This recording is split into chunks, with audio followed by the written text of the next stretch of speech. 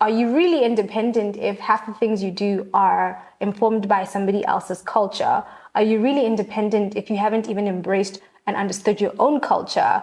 Are you really independent if everything you do emanates from an external source and nothing from within? Shathani. Shathani.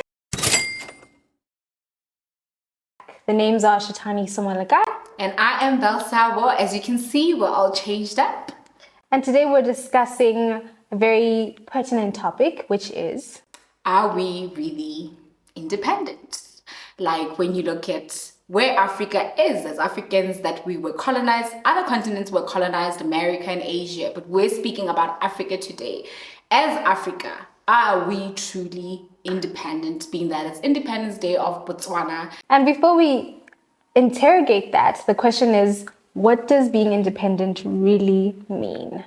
For me, it's living from your essence, taking into account who you are as an individual, your origins, what makes you up as a person. That's what defines independence to me. And I can say you only live independently when you're living and everything that you do is informed from the essence of who you are. And I would say historically, independence was obviously independence from colonization. But that independence has obviously been informed by who colonized us. So the interesting thing is that we define our independence from what the colonizer says liberation and independence looks like. And that is why we're here as the sapiosexual to say, really, when Great Britain said, Botswana, you're free, are you really free in our way of thinking, in our spirit, in our way of being? And I think for me, it's only recognizing one form of colonialism. We're independent, sure you have your own currency, sure you're able to make your own laws, and the only form of sort of colonialism that you recognize is what they call neocolonialism. Yeah. But you don't recognize that in every other way, you're still very much colonized, and you proceed from the premise that you're living in freedom, but everything that you do is actually informed by the colonizer. That is a heavy topic. Yeah. That is a heavy topic because even when I look at myself being a beauty entrepreneur, beauty expert, and looking at how the influence of my journey and my relationship with beauty has been from a very Western approach where the Western world influences what you think as beauty. So when we look at the wigs and whatnot, you're like, everybody wears wigs now. And that's what gets the most likes. So you wonder, really, truly, are we independent? Are we really? And interesting enough, and I just thought of this, remember your experience when you went to get your passport renewed? Oh my God. So guys, last year, I wanted to travel away for 6 months because I'm an entrepreneur. So I wanted to go to a place where I could be nurtured as an entrepreneur. And my passport was expiring. I had to renew my passport. I literally had my short hair. I would insert pictures and videos below or in the video. So I had short hair and literally went there. I had dyed it a bit like golden brown and I wanted to take pictures. And they're like, you can't take pictures in that. And I'm like, what do you mean? They're like, that's not your natural hair color. That's and I'm just like, okay, so what am I meant to do? Dye it back to black? And then they said to me, go on and put in a wig. I was shocked because I'm like, when you wear a wig, it really changes how you look as a person. Absolutely. And now I'm in my most natural essence and a fellow black person like myself. On a document that's supposed to be your national document that shows that you are a Motswana, how you identify internationally. And they're saying, fam, you don't look natural because of your hair. For us to accept a passport picture of you, we want you to go put on a wig. Guys, I cried. They told you to wear a wig. Dude, that is so fucking crazy. Like, I'm just sitting in my car right now and I'm like, yo, is this what we have come to as Africans? Like, yo. Shathani. What? Yeah, I think we've explored this aspect of, are you really independent if half the things you do are informed by somebody else's culture? Are you really independent if you haven't even embraced and understood your own culture? are you really independent if everything you do emanates from an external source and nothing from within? Shathani. Shathani. If you don't have to call it in Kalanga, have you embraced your Kalanga self? I am on the journey too. Yeah. I'm on the journey too, and I feel sad when I speak about this because I think my life story is actually a testimony of. Babes. I see tears in your eyes. I see your eyes like lighting up. My life story is that where you grow up believing that something is better. Hold on. So you just get hair off. okay. Yeah. You grow up thinking that something is better. And you don't even know where that idea comes from. That's the weird aspect. And then 20 years later, 30 years later, it's like, what are your name is what? Oh, it's not Shathani, it's Shathani. Okay, cool. Tell me more about yourself. And then, no. Really, tell me more about yourself. And it's like, this is me. And it's like, wait, sorry, you don't speak your language? And it's like, and to think many years ago, that wasn't something that I was embarrassed about. And now I'm just like, it makes me cringe that like, if I need something, I actually call my uncle and say, hey, what's the translation for this? And I'm saying like, if you're 5 years old and if you're a parent raising your child saying like, you're going to ignore your ethnicity, big mistake, major. But like also, I also just think that in as much as that is so negative in its own self and how you see it, I see it as a positive. Because I'm like, then you're not attached to some identity. Yeah. You are just the spirit living. And it's just like, I might have this brown skin, I might have this curly hair that I have, but at the end of the day, I think that brings us to the next part of the conversation. Is it all bad? It's colonization, all that. I think I'm one of those African people that tends to be, colonization did this to us. Yeah. But that's Yeah. And I think for me it comes from, I grew up, I grew up to a grandfather, Seabo. I was a head boy. Because obviously in the African culture, you've got head boys and not head girls. So my grandfather didn't have grandsons, he had granddaughters. Me and Angela, Dr. Angela Mokote. Shout out. Yeah, shout out to her. Yeah. I did not brush my teeth using a toothbrush.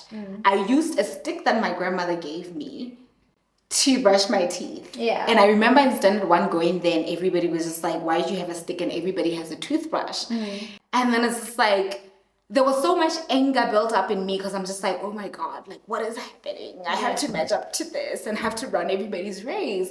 And it was so negative. But I think the positive side when I look at it, I'm an artist. And I think like African people, when I look back, we're very lost in our art. We were lost in creating art that we never really thought to ourselves, okay, let's systemize this. So let's logically explore things and actually plan before we live out certain experiences. So when I look at studying in Great Britain, studying in the land of the people that colonized me, I didn't have confidence when I was doing my degree.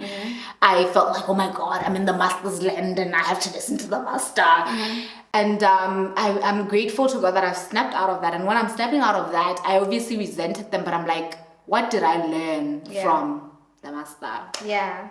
But anyway. In quotation marks. Yeah, in quotation marks. Yeah.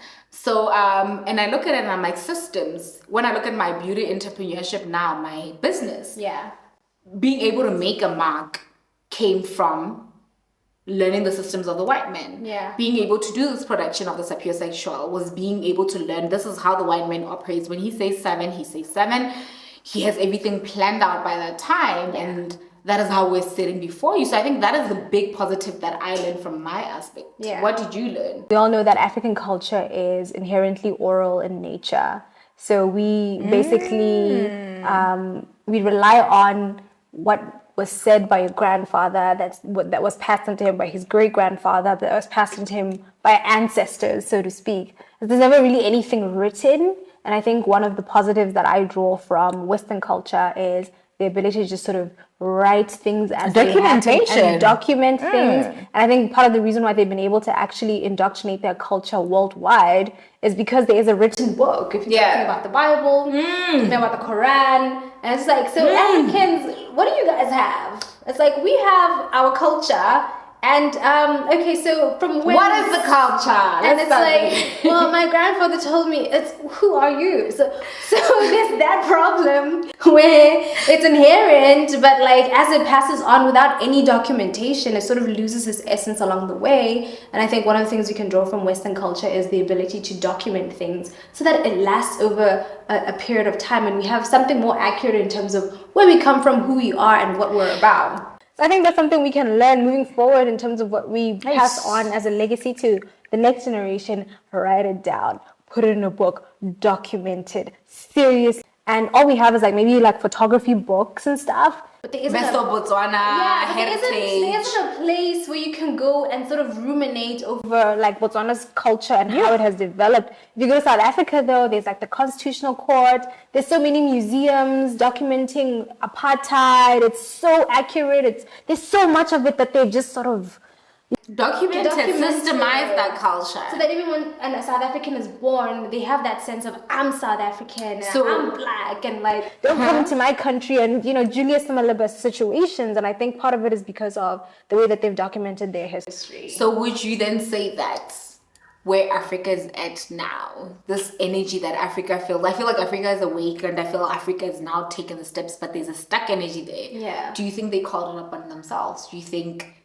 saying what you're saying, the fact that they don't document that culture, do you think that how other races, other continents walk all over us is something that we call upon ourselves because of not documenting? Is it our fault that we are where we are at? I think the only way to ever move forward is to acknowledge the power you have in creating both a positive and a negative experience. So if you attribute any negativity to somebody else, that is the beginning of failure. I would never accept that I'm a slave. I think to get out of slavery or colonialism is to accept your role in it and to stop being a victim. To just say that you choose your experience. Yes. Something can happen to you unless you allow it. Yeah. Nobody can make you feel inferior unless you allow them into your internal world to make you feel inferior. And I would say to Africans now to say, this whole self-love, self-care journey that's like going around in the universe is very necessary, because you need to love your kinky hair, you need to love the color of your skin, you need to love exactly where you are at, and realize that for as long as if you play victim and say this happened to me, colonialism, and that's why we're stuck, we were slaves, for as long as that becomes our narrative, we're continuously going to be in that energy, because that's what we're affirming upon our lives. And that then influences a very deep part of us in terms of how we do things on an everyday basis, how we do things in terms of what we believe as the truth. No, I agree with you 100%. And I guess like a link to that is to say, can you move if you don't think you're stuck? And once I look at, okay, if I acknowledge that I am stuck, where's that coming from? Like, okay, it's all the things that I believe to be true. It's all the things that I bought into. It is my belief system. And that is the next topic that we will be tackling in the next episode. Are your belief systems really, really yours? And now to just say goodbye to you guys is to just say, when we're done with this episode, please do introspect and really, what do you think they should do? Like what does our audience need to do to really get us to true independence? In relation to the topic, which is Africa and whether Africa is truly independent, is to ask yourself what aspects of yourself are African. Or if you're Botswana, Botswana embody Setswana. If you are Kalanga, you know, if you are Morolo, Molete, what parts of you are truly that, and what parts aren't that? I think that's the take home from today's discussion. Thank you so much, guys, for watching this episode. And we're just saying to you guys, are we really independent? And in walking away from this episode, we please, as my fellow friend Shathani said, please go within yourself and ask yourself which parts of you are colonized and which parts are not. And coming from myself, Belle, Seabo, Shathani, Somolekae. we are the Sapiosexual Platter. See you next time. Yay!